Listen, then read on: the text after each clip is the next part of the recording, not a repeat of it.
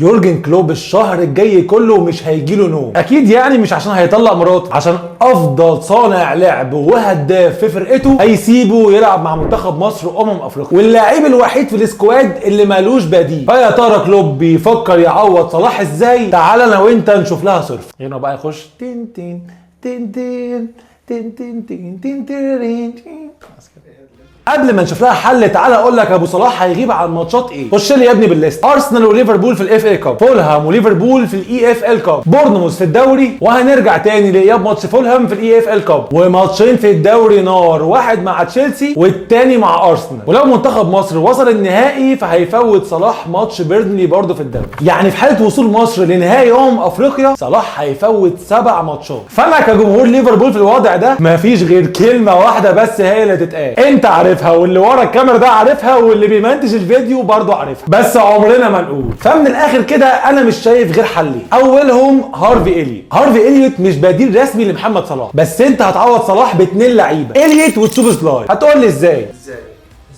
لو بتتابع ماتشات ليفربول اللي فاتت فهتلاقي تفاهم كبير قوي بين إليوت وسوبوسلاي، وفي بينهم لا مركزيه. يعني عادي جدا تلاقي سوبوسلاي مسك الخط وإليوت دخل لجوه او العكس. وما تنساش الزيادات البسيطه بتاعه ارنولد واللي ببساطه هتفرق مع الاثنين دول قوي. الحل الثاني واللي انا مش بفضله قوي الحقيقه، لويس زياد مش دياز، عشان انا ما بعتبروش اصلا وصل ليفربول. هو بالنسبه لي انا زياد. ببساطه لو انت عايز جناح سريع قريب من سرعه صلاح فهو دياز، بس كده هتضطر تغير طريقه اللعب. هتقلب الخطه ل 4-2-3-1، والاربعه اللي قدام هيكونوا دياز على اليمين، جوتا على الشمال، وتسوبوسلاي مركز 10. وبعد اذنك لاعب لي جاكبو فيرويد مش نونيز. كده انت حققت معادلتين، عندك بديل قوي بره في الدكه زي نونيز، وعندك لا مركزيه بين اتنين لعيبه دياز وتسوبوسلاي. اي واحد فيهم يقدر يلعب 10 واي واحد فيهم يقدر يلعب جناح يمين. بس افتكر ان انا ما بفضلش الخطه دي. حط في الاعتبار ان اندو مش معاك، فالاثنين السته بتوعك هيكونوا ماك أليستر وكيرتس جونز. ويا ريت لو اي ليفربولي عنده اقتراحات يقول لي، عشان النقاش في موضوع تعويض صلاح ده لا يعد ولا يحسب. حاجه اخيره بقى، يا ريت كلوب يحل مشكله الفينش عند الاربع فراوده الباقيين، وخصوصا البي نونيز، واللي ما بيلعبش على الجون اصلا لويس زياد. ولو المشكله دي اتحلت اوعدك يا ليفربولي انك هتكمل متصدر لحد ما ابو صلاح يرجع. يا رب نعدي مطب غياب صلاح ده على خير. سلام.